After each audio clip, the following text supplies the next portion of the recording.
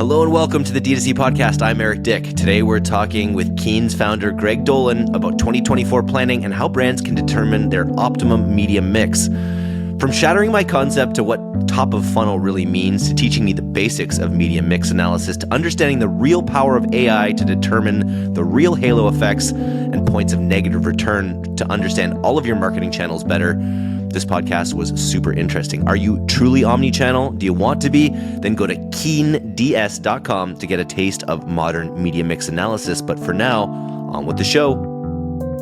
Omni-channel is imperative. You have to be hitting the consumer in a lot of different ways and a lot of different channels to be completely effective and to have all those interaction effects. I'm not saying investing a lot in meta is not a good idea. I'm just saying investing to the point where it's not profitable anymore, where you can invest elsewhere and it have more impact is what you really need to know, right? So there is a point of diminishing returns on meta. We can find it. And then whatever is left over, we'd say, let's redeploy that to other channels where we could reach the consumer and have a big impact.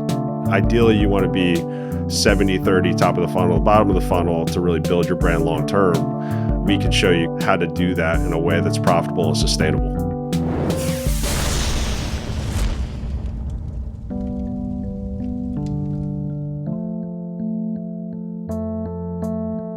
Greg, welcome to the D2C Podcast.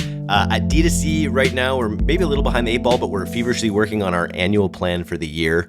And I wanted to ask you, what do you think D2C brands out there are doing wrong with their annual plan?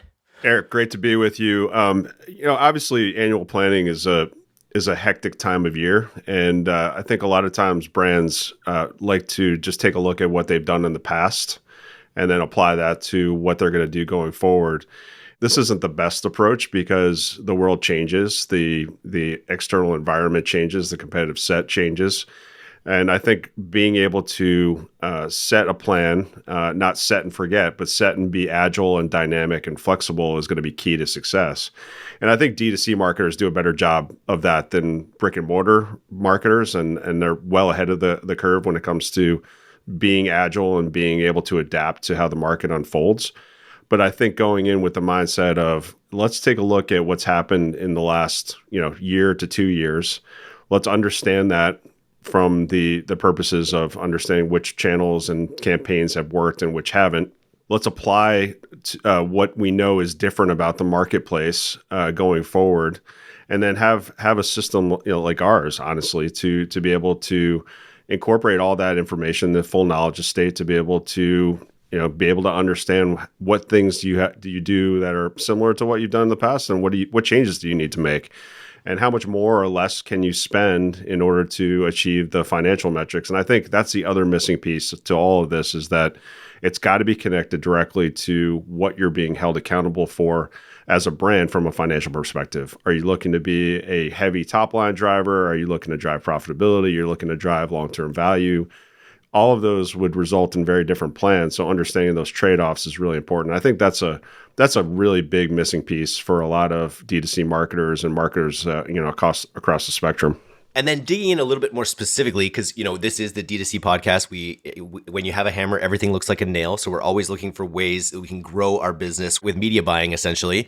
So when it comes to media mix, where do you see brands going wrong? Like specifically, I'm always interested. Are people not spending enough on certain platforms? Are there some platforms that are passengers that are that just aren't getting the return? Like, where do you see people going wrong with their media mix? I think the blunt instrument is ROAS, right? So I think that the belief that something that's worked in the past is going to work in the future is a challenge, right? So, and not understanding marginal returns is also the key piece.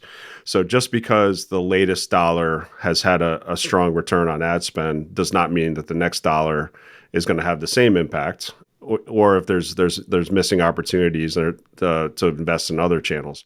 I think that's probably the biggest piece, is that there's a focus on just a couple of channels, and I'm going to put all my dollars into one or two channels, whether it's Meta or Google or Amazon, and I'm just going to ride that wave for as long as possible. That is I think an approach that it limits the opportunity to really fully diversify and surround the consumer with the right touch points that are going to make it as effective as possible. The other piece that it misses is the fact that most of that is really, the bottom of the funnel and more performance and growth marketing and less focus on top of the funnel brand building. And what we know from our work across categories, including a lot of D2C players, is that a good balance between top and the bottom, at the top and the bottom of the funnel in terms of investment, will increase the effectiveness of all the marketing tactics. And incorporating marginal returns and marginal response curves. So knowing where you are from a marginal, what's the impact of the next dollar, will be able to make sure that you're allocating dollars optimally across your entire mix, and you're investing in channels that could provide a really strong initial return, and also getting the timing right of your marketing. So seasonality is a key piece, and a lot of times we see D2C marketers want to invest in Prime Day or in certain time periods during the year and overinvest and overstack during those time periods to the point where it's unprofitable. And what that does is limit the opportunity to invest elsewhere more profitably and potentially provide a lot more continuity and support for the brand as well. And then the other aspect we talked about is because I want to dive into Omni-Channel a little bit, but all the D2C brands, of course, want to go retail as well. And with retail, There's the geographic concerns as well, right? To make sure you're putting your resources into the right geographic areas as well. Yeah, I mean, it's you have to have a good balance. So the channels that are going to work in brick and mortar and retail relative to e-com are going to be different, and there are going to be halo effects across both. Right. So you got to make sure that you're investing the right amount of dollars in e-com versus brick and mortar versus retail to make sure that you're optimizing the mix across, and it will have interaction effects across both. Right. So it's really key for you to understand those interaction effects in order to plan effectively.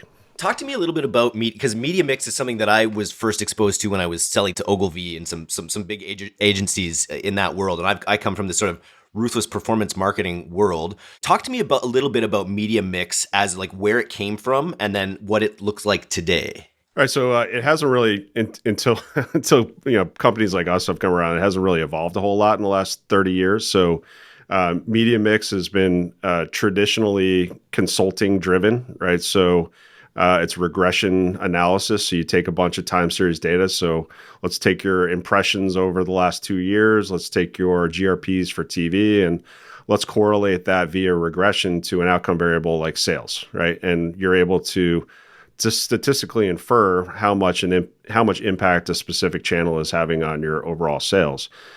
It's very static. It's always been a point in time where every year I'm going to do this big analysis and pull all my data and then look back and provide a report card to the brand.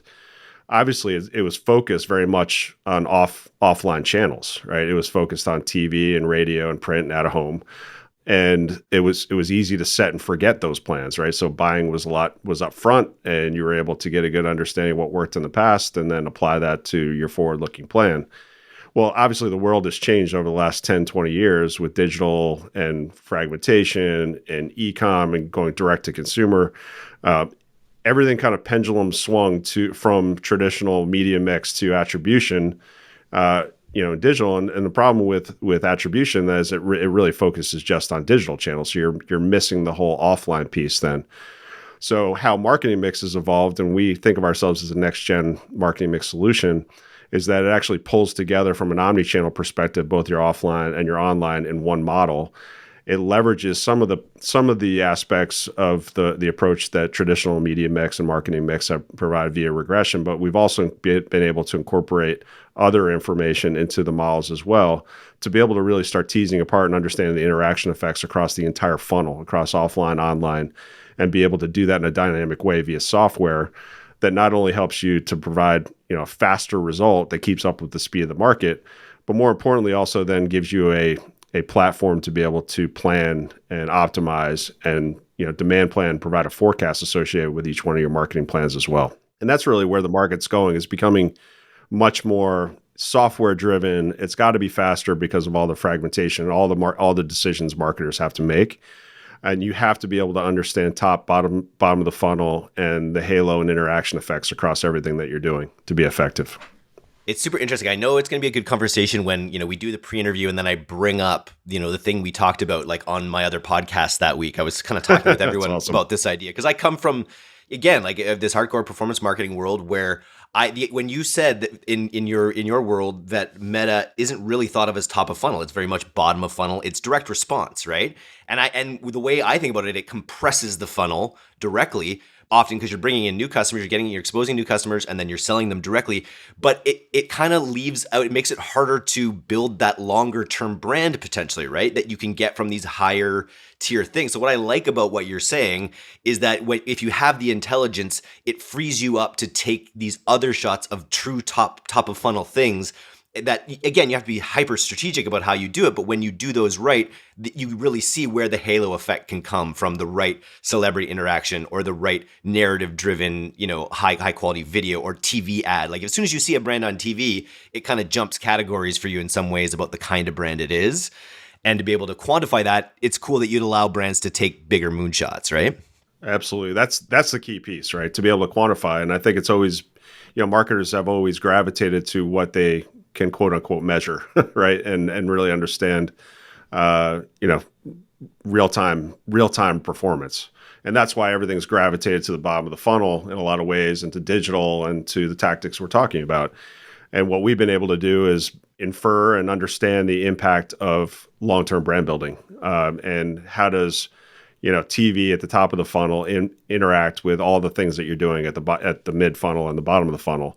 And what we found through our system and work that we've done across categories is that there is interaction effects, and the impacts are felt across the funnel. So if you're investing at the top of the funnel on TV, it's having an impact and improving the performance of your mid funnel and bottom of funnel activities, and vice versa. So it's really lifting all the boats. And we're seeing that performance sustain over time. And the other thing that it's doing is actually building your base. So it's building you're able to retain your customers as you're bringing them into your franchise, which allows you to then build long-term sustainable value. Does it work across email and retention as well?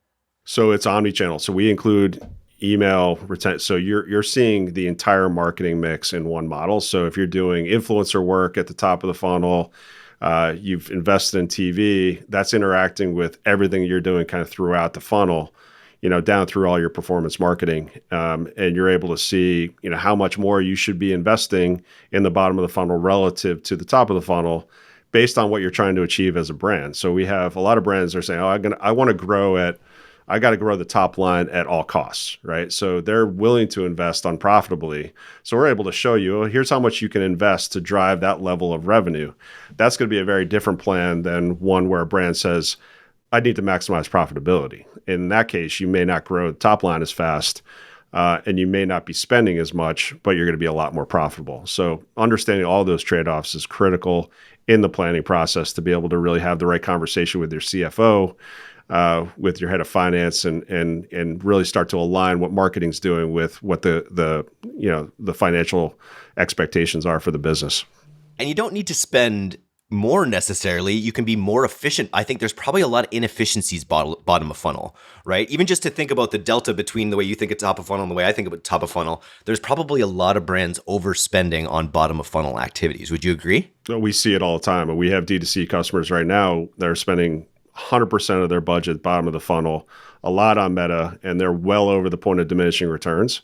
And it's to the point where they're not building base at all. They're actually all their marketing's decaying very quickly, and they're not building anything sustainable in the business, right? So what we're able to do is identify that point of diminishing returns. So what's the top of the curve where every dollar you're investing returns a $1 return on investment, and optimize that across your entire mix. All right. So you're not spending any more than you need to across every week during the course of a year to be able to maximize your performance based on what you're trying to achieve from a financial perspective. And that's the holy grail at the end of the day. You need to know exactly where you need to spend to achieve what you need to achieve from a financial perspective.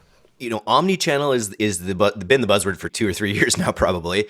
But there's also the counter narrative, which is like you can ride that meta horse, pretty far, and like you should really be mastering before you get shiny object syndrome. You should be really mastering one channel more than others. But then also the counter narrative is it's never been easier to be omni-channel. The barriers to becoming omni-channel, whether it's across TV or all these other platforms where your customers might be Amazon, it's never been easier to be omni-channel. So So I know it's going to vary case by case, but what's your stance on omni-channel overall?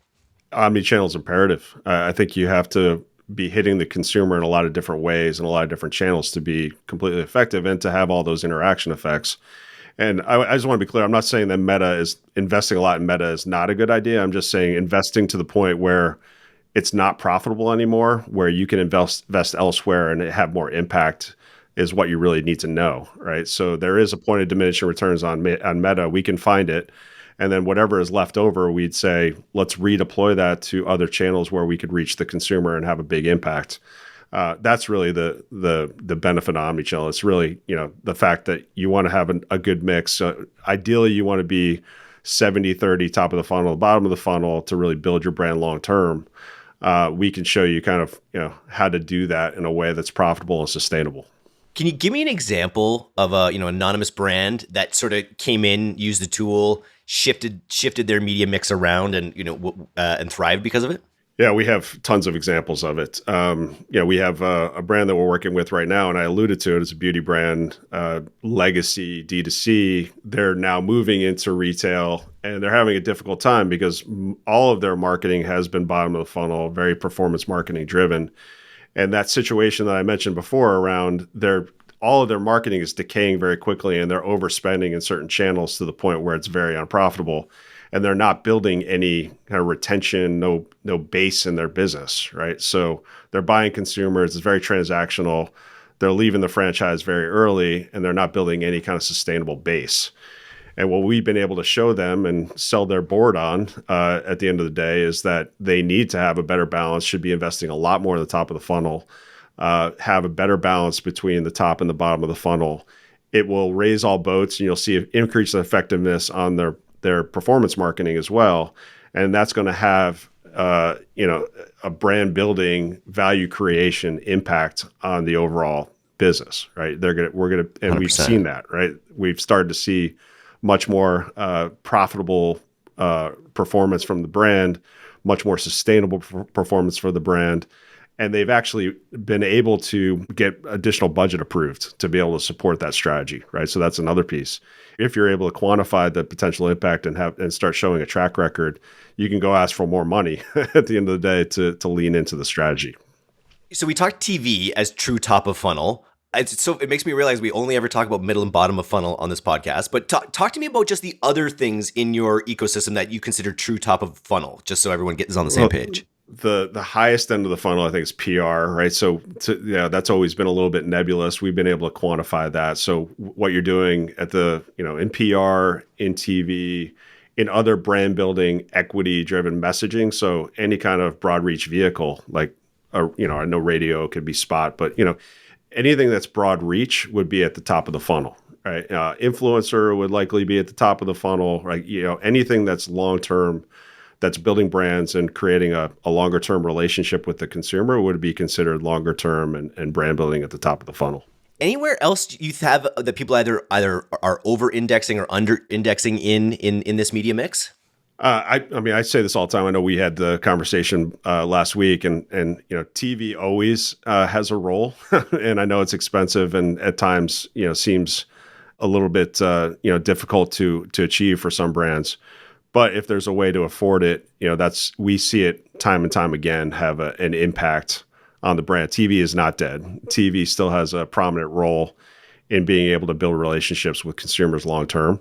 And if you could find a way to afford it, I think it would be worthwhile for a lot of brands and have the biggest impact potentially for a business to grow that top of the funnel.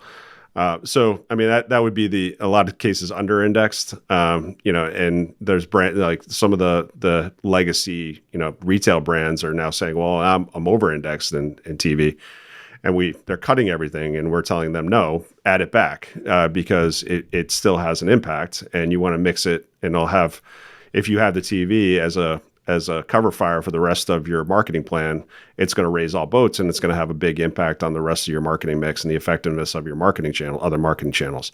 But that would be the biggest thing. Like broad reach vehicles in general need to have a role in your marketing mix, and they'll balance well with your short-term transaction driving bottom of the funnel activities.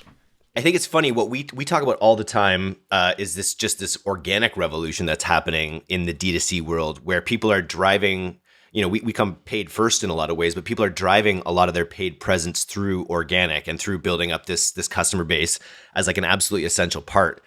How do you see it? It's funny. We're just going through it with us right now, where we've got the newsletter and we've got the website and the podcast, but we're trying to grow our social media, and we're trying to quantify like the value of investing in this new format. Like I know I listen to a lot of podcasts, I read a lot of newsletters, but I watch a lot more vertical video. And so like the actual act of like consuming that content is not going anywhere. People are going to be consuming this content more and more, but it's not always the most, especially organic stuff isn't always the easily, relatable to revenue. So I imagine that's something that your model is keen on figuring out as well. It's indirect, statistical inference. Like we'd be able to take, number of subscribers or number of impressions and be able to start map that back to business impact.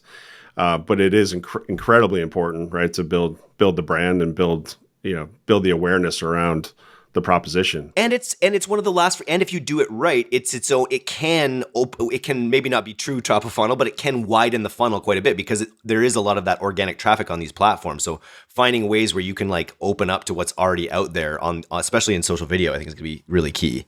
Definitely, absolutely. I think I'd highly recommend it. Nice. I'm just curious. So media mix, when I was first learning about it from the big agency world, it was like there was a huge amount of like you had to be spending millions or hundreds of thousands kind of thing for it to even be in play and be like how in terms of like the way you've updated technology, what kind of brands are you looking for basically to be using the tool? So we work. So our opportunity via software is to work, really democratize decision making, democratize this type of solution, and software allows you to do that because you can offer a solution like ours at a much lower price. So we're working with any brand that spends at least $1 million in marketing. So it opens up the market in a sizable way.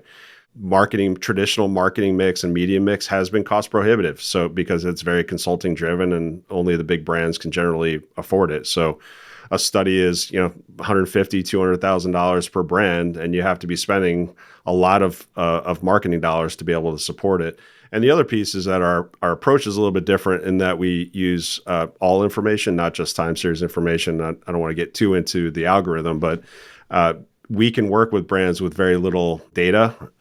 We can tease apart impact, even if you don't have a lot of experience in that tactic. So we're able to kind of show at a very low level of spend potential impact and be able to start teasing apart the interaction effects and different impacts of different channels. And do it, at $25,000 per year for some brands, depending on the size of the brand and the number of users. So very affordable for a lot of brands that don't spend a lot of money. And it's always on. It's the paradigm shift, whereas before you're testing big campaigns and their impact for seasonality necessarily. But like this, you're always on, always listening with this. So I'm sure that the analysis is ongoing. Yeah, I mean, it's software. So as soon as new information becomes available, models can be updated. So every new data point informs the model. So you're constantly learning from the data signals in the market. And the models continue to tune, via machine learning. So the model's going to learn from how you execute, how the market changes, all of those different pieces. So at any point in time, if you have a monthly business review, you're taking a look at how accurate your forecast was relative to what you thought in the system. And then it's leveraging that information for you to make the next optimization and decision for your business. So we use it ourselves at Keen. We're B2B software, and we update our models in the Keen platform monthly, and it's the basis for the conversations that we have around where we spend our marketing dollars and how we adjust our forecast. You got to eat your own dog food. You have to. That's my favorite. That's my favorite. Good business. My favorite line. Yeah. So. My least is open the kimono. People should probably banish that one from their. Yeah, I don't use that from their lexicon. That was just a little awkward. What about the future? Like you're tied into this algorithm here. Where AI is changing people's businesses, especially on the creative side, all the time. Where do you see this sort of like AI going in this business decisioning world? So I see a world where everything's automated. In an ecosystem. So where data and technologies come together. So I can see a world where data is automatically coming. We're already working on this, where data is coming into our system in an automated way via APIs. It's automatically mapped to the system. So, very little hand holding from a human perspective. Models are updated, and then the system will automatically optimize your marketing and spit out a plan. I mean, that's what we're doing right now, but it could feed directly into a DSP or a buying platform that then completes the circle, right? So very low human touch, where the system's automatically analyzing all the information, telling you exactly what you need to do, and then going out and doing it itself via the buying platforms. And we'll be able to like garden and live in our eco paradise that we create. You become algorithm trainers, right? So you're able to kind of see to make sure everything passes muster, and you're able to, actually see the results coming out of the machine, make the positive impact that you're expecting. I agree with that. I'm excited for AI to come. Like, I think AI is just going to want to help us. It's going to, that's, I think people are pessimistic. I don't want to go down the rabbit hole on AI, but yeah, my belief is that AI is going to want to help us be as good as we can be as humans. I think it's a really exciting opportunity overall. Yeah, we kind of flip it here when we talk about AI. Of course, AI is central to what we're trying to do and create, a system that learns over time. But we think about it less as artificial intelligence and more of intelligent assistance, right? So, yeah. Like, how do I bring intelligence to decisions that I'm making? I think we're a long way off from being able to say we're fully automated. So, over time, how do we let the machines help us make better decisions and improve our own performance as humans, right, and as marketers? So that's really where we're headed over the short term. At least every 3 weeks, I have to talk about my AI butler idea, which I think is the next $1 trillion idea, where you have the data that you're generating on the blockchain or whatever, and you're going to have this AI butler that knows you better than you, that you can input your goals into, that will become your emissary to interact with different systems, whether it's through the political system or through the tax system or whatever. You'll have AIs trained to where you'll have inputs that you can manage, and then it will go out and do all these things, and we'll have our own AI butlers. I love it. And then you can go garden, right? So I don't even garden. I don't know why I'm bringing that up at all. I forget actually what we discussed on our pre-interview here, but we always ask brands about it's funny, we ask media mix questions as part of this podcast. It's like, we're going to give you $50K. How would you spend that, basically? So I know it's going to depend on a case-by-case basis, but given those parameters, you've got a beauty brand, you've got $50K in 1 month, we say we want you to spend it. Where are you sort of high level before you put it into the algorithm, thinking about how they should spend it? Yeah, I know I gave you, it depends on the category and even it depends on the time of year, right? So I think if it's a high seasonal period, it's going to differ from when it's a low seasonal period. I think there's going to be a balance of that $50K. Well, I'll also say it depends on what financial objective you have, right? So if you give me $50K and say, I need to hit a really aggressive revenue number in the next couple months, I'm putting most of it in the bottom of the funnel, and that's probably what the system would recommend, right? So what are those bottom of the funnel activities that are going to drive transactions and drive revenue in the short term? If you're telling me, hey, we're going to invest this $50K and it's going to be, we want to build the brand with it, we want to be profitable, it's going to put a much higher balance of spend at top of the funnel, probably that 70-30 split that you would normally see if you're maximizing profitability. And it would be even more aggressive probably during your seasonal periods, right? So I think that's, I know it's a wishy-washy answer. We're probably looking at, hey, put this much in Meta, this much in TV.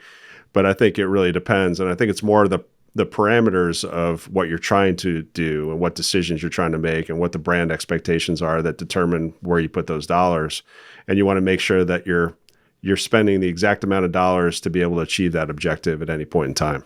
And not reaching that point of diminishing returns, which I think is is what keeps a lot of the people in this audience up at night potentially, is just am I just, spamming people and having negative, sometimes even negative brand effects, right? If you're being too aggressive on any one of these channels. Exactly. And I think the managing the message and the right number of touch points and the right amount of frequency with a consumer. Also, if you're diversifying your tactics from an omni-channel perspective, you're also minimizing, a consumer seeing too much of you in any particular channel. 100%. Nice. Well, if you're listening to this and you want to talk media mix, you should look up Greg on LinkedIn, maybe. We'll include that link there. And otherwise, go to keends.com. What does the DS stand for? I should have checked. decision systems. So Keen Decision Systems. So we're all about helping marketers make decisions. It's in our Very name. cool. Yeah. And I imagine you're a pretty fun guy to talk to. So anyone wants to chat with you about media mix, just hit you up. Would love to. Awesome, Greg. This was a lot of fun. Yeah, absolutely. Would love to do it again.